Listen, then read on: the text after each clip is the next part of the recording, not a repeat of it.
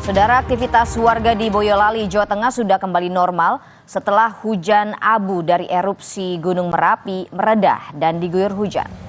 Aktivitas warga baik di pasar maupun aktivitas umum lainnya sudah kembali normal usai hujan abu dampak erupsi Gunung Merapi. Sebelumnya hujan abu dampak erupsi Gunung Merapi yang terjadi di Kecamatan Cepogo cukup tebal. Abu vulkanik sempat menempel pada aspal jalan, genteng rumah, hingga kendaraan bermotor yang melintas ataupun yang sedang terparkir. Hujan yang turun membuat abu yang menempel terkikis dan membuat warga bisa kembali beraktivitas.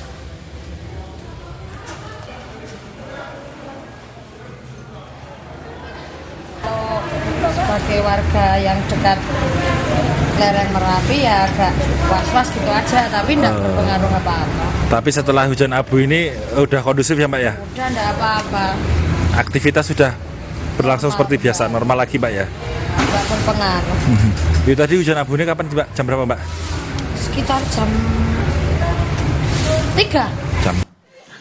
Sementara itu di Klaten, Jawa Tengah, hujan abu dari erupsi Gunung Merapi juga menyelimuti sejumlah wilayah dukuh yang berada di sekitar kaki Gunung Merapi.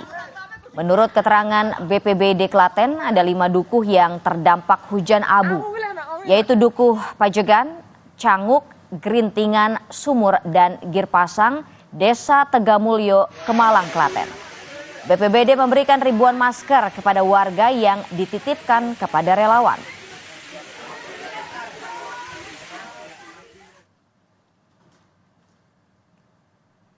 Kita pantau situasi terkini pasca erupsi Merapi. Sudah ada jurnalis Kompas TV Nikolos Irawan di Boyolali, Jawa Tengah. Selamat pagi Niko.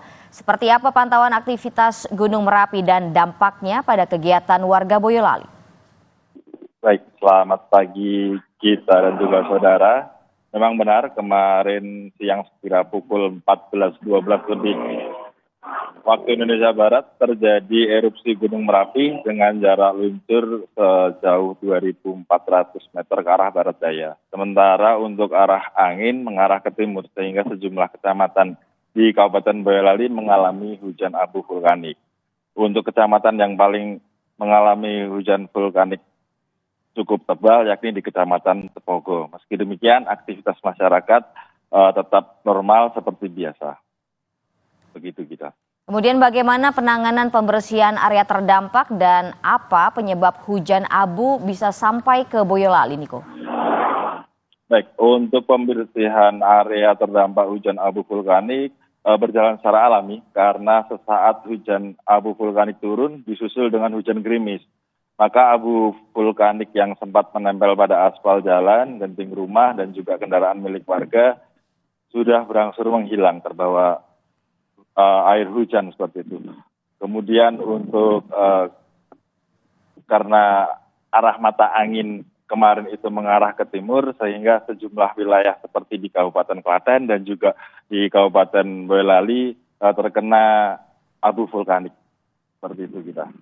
Meski sudah tersapu oleh air hujan, Niko, seperti apa kesehatan warga di Boyolali? Apakah ada yang terdampak misalkan ISPA atau seperti apa, Niko?